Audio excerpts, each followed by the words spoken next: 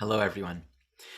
In this video, I want to speak about the upcoming Venus-Pluto conjunction this weekend. This is the first of 3 conjunctions. So the first one is happening just before Venus stations retrograde. Then Venus stations retrograde, conjuncts Pluto again. Then after the Venus retrograde time, it joins Pluto for a 3rd time. So we know just in virtue of that, the first of any conjunction or aspect within a retrograde cycle is always going to be introducing, here's the theme we're working with, here's the content. Now get ready. There's a journey of deep evolution and change and healing occurring right now. We can generally think of it when a faster moving planet is going retrograde, stationing, it's almost like it's a slower moving body for that time. Slower moving bodies will spend a lot of time in one spot. So this Venus is concentrating itself in those degrees of Capricorn, the last third of Capricorn, the 22 to 26 or so degrees Capricorn. It's just spending weeks there. So there's a concentration of all the Venus lessons. So let's start there. Let's tune into what are the Venus lessons? What's Venus in Capricorn really pointing to? Just reviewing that briefly. Let's really speak about what the invitation, what the healing, what the evolutionary potential of this Venus-Pluto is about. So just tuning into the essence of Venus in Capricorn, taking responsibility for our own feelings. One of the deepest expressions of Venus is almost as if we're tending to a garden.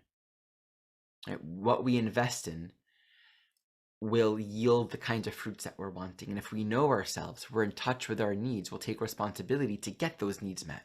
Right? What do I need to plant? What do I need to garden? What do I need to work on? We do this in relationship to our physical life. We do this in relationship to our relationships.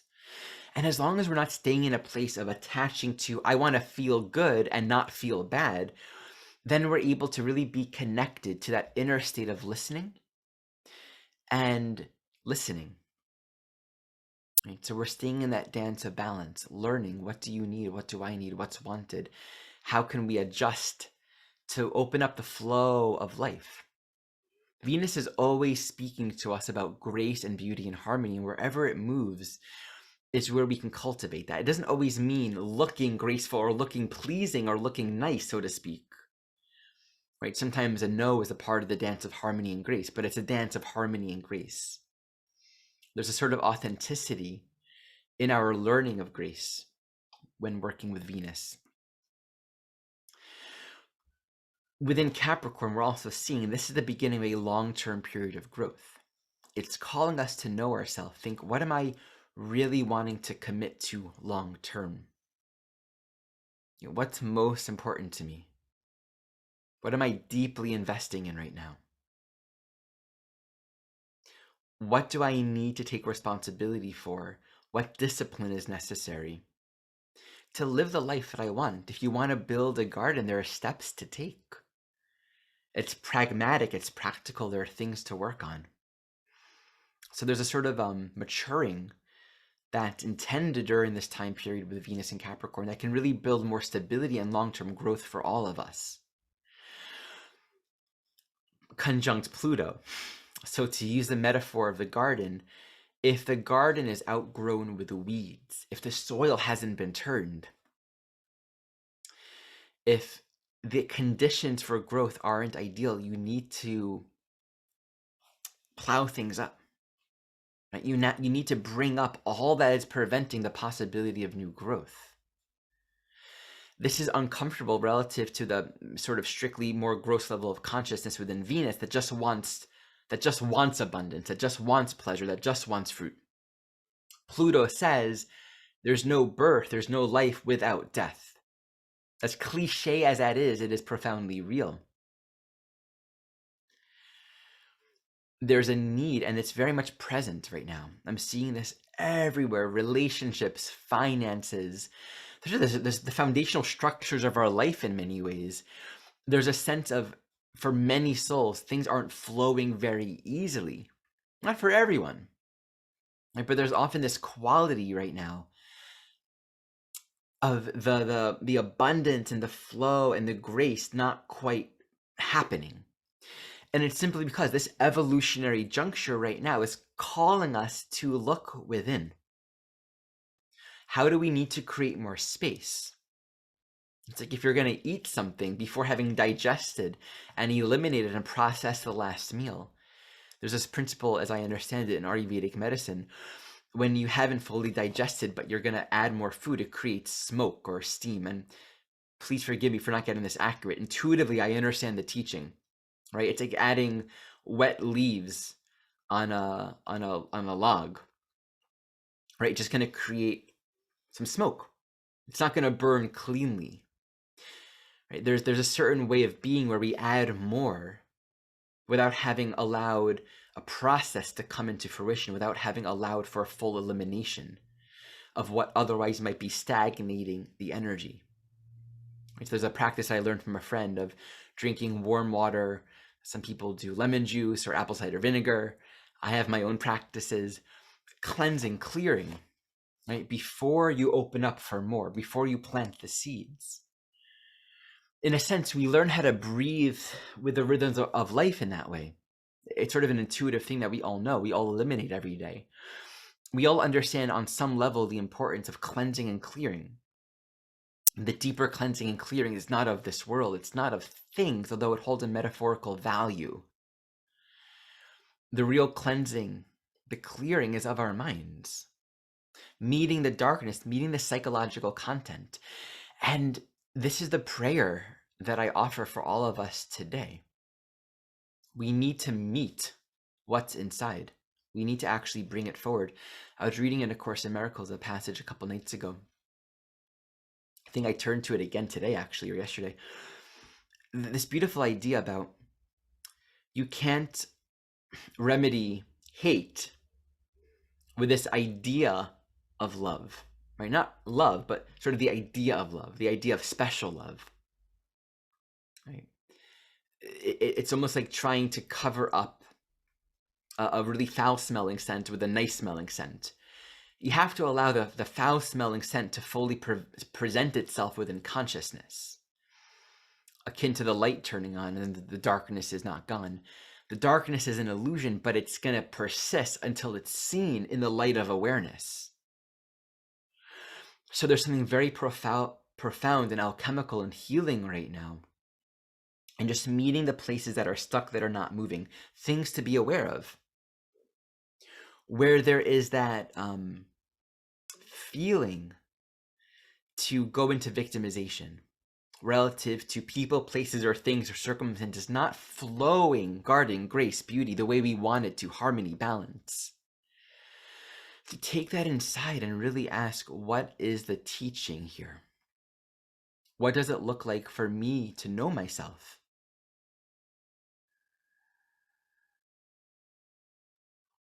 What do I need to clean out? What weeds do I need to remove? So this is a great time to be working with people that can help you gauge deeper psychological self-awareness.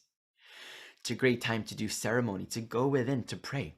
I received a beautiful teaching in my dreams last week. I was told healing can happen whenever you ask for it. And there's this learning for all of us that when we're presented with the discomfort, the ickiness of what is unresolved within us, that point can become the pivot for healing. It might not happen in the order, in the way, in the plan, in the ways that we try to condition or demand for it to happen. It usually doesn't.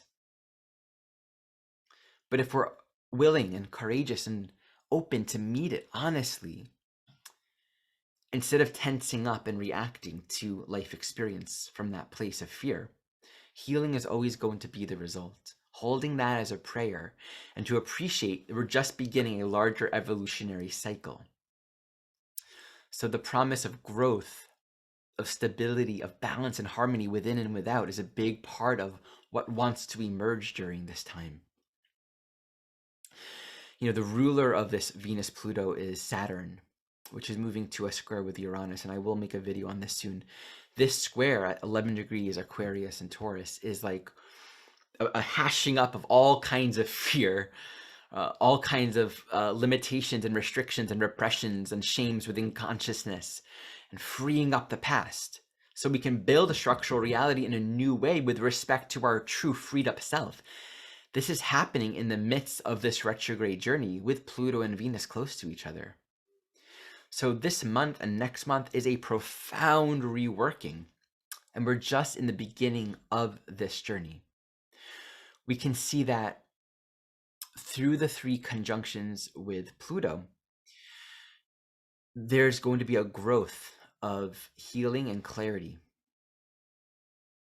And what's Capricorn? A sort of strength that says, I can do this. I can make this happen. I can make this work. And that strength teaches us our capacity, our resilience, our ability to overcome obstacles and choose evolution. You know, and sometimes that Venus Pluto isn't just about clearing the garden and getting all the weeds out. That's one aspect to it. The other is making choices, right? I'm going to make the choice to clear out the garden. I'm going to make the choice to take this class. I'm going to make the choice to buy these seeds. I'm going to make a choice to get a rake and an axe and a hoe and create some new space, toil some new land that's never been gardened before.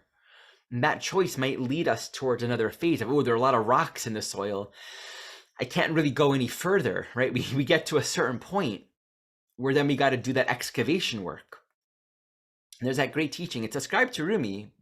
It's also in A Course in Miracles, which was written in the 70s. So I don't know where it comes from, but you know, your task is not to seek love, but to seek and to find and remove all the obstacles to love.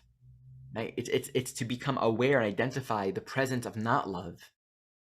That's it. It's like, oh, not love, not real, not love. Meet that, meet that. This is what the evolutionary journey. It's a progressive journey, but it's actually a journey of return. That's what I constantly find along this path. Evolution is a movement forward. We're elevating in our consciousness. When we evolve, we're in a different paradigm than we were before. We are no longer the same, and yet the journey itself is back home. So it's more of an elimination process, even though there seems to be forward progressive movement. It's a stripping away towards our true self, towards who we are. Want to remind everyone that I have a free intro class to the upcoming Essentials course. This is part 1 of my year-long training program. This course begins at the end of February. So on the 19th, Sunday the 19th of December at 11 o'clock a.m.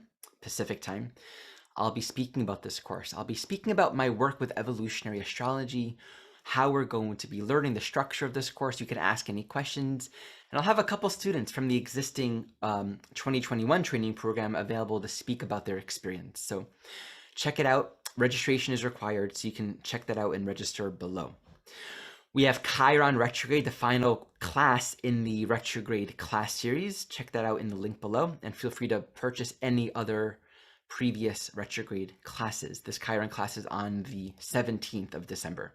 Lastly, my partner Michelle is offering a really neat new program. This is the Soul Circle Collective. She's going to be holding a monthly container with ceremony, teachings, all focusing on the Ashray goddesses. Her work is very beautiful, so I recommend you to go check that out. Link to that in the descriptions below. Wishing everyone so much peace and strength and courage and wisdom and evolution during this upcoming Venus-Pluto cycle. Much love to you all.